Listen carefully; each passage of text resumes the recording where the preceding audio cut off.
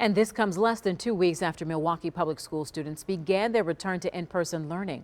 On Monday, the final wave of students will have the opportunity to return to school, high school seniors and those who are in danger of failing. Not all students are invited back, though. Underclassmen who are not failing are the only students in the district that have not been given an option to return in person.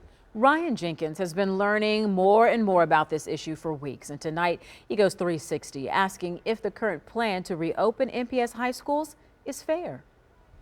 It's no secret that virtual learning has been a challenge for many kids in our community this year, and that includes high school students. MPS says 30% of high schoolers failed at least one class during the fall semester. That's up from around 19% during the 2019-2020 school year. Now, the district's reopening plan allows those students in danger of failing to come back and get extra help. Seniors are invited too for their final week, says MPS students. But not everyone thinks the plan is fair. To gain a full perspective, we're going 360. We're talking to a high school junior and a sophomore, both in danger of failing and both excited to get a chance to return to in-person learning. And a high school senior, not comfortable going back and upset that younger students don't have a choice. We'll also hear from the teachers union, a group hesitant about a return to school as COVID variant cases rise in our area. And we begin with an MPS board member concerned about how the current plan will impact families. I have 2 high school students. They didn't do so well virtual as well.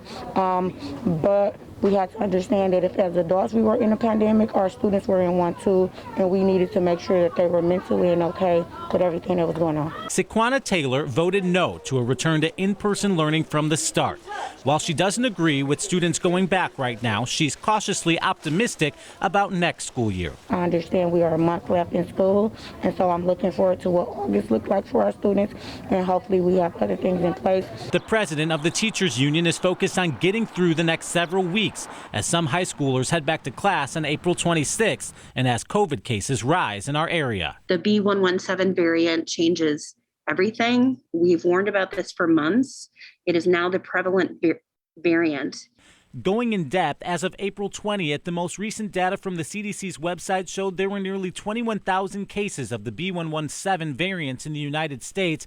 On the same day in Wisconsin, there were nearly 300 cases recorded, making it the most prevalent variant in the state, according to the Department of Health Services. And in your opinion, should students be going back to school even as we see these reports that these variants are impacting the younger demographics at an extremely fast rate? It was irresponsible to rush students and educators back into buildings without a plan before. We were back at 5% positivity, and now that we're there again with the variant showing up in very real ways, it's even more concerning. But there are students who are viewing the situation from a completely different perspective. Students like sophomore Soli Harvey. Before virtual, I was top of my classes and everything.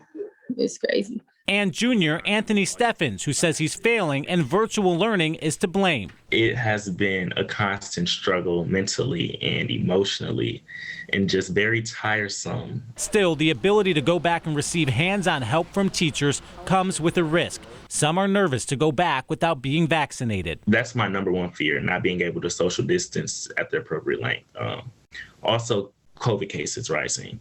You know, we got a vaccine. I do feel like now is the time for us to get everyone vaccinated. Most MPS high school students won't get to go back, and all of the students that I talked to say the plan is unfair because they believe high schoolers should have a choice between in-person and virtual learning.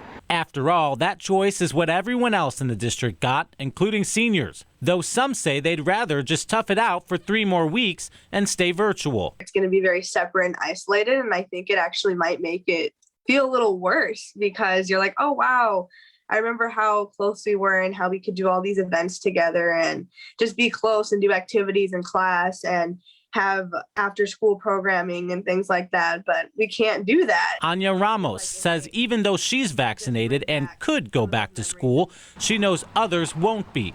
and would feel bad returning to class while others have to stay home. I would just feel so guilty going in while I know like my other younger peers are struggling for these last couple of weeks. In addition to potential learning loss, data from the CDC suggests that there are additional mental, emotional, and physical health risks for both children and parents in the virtual learning setting.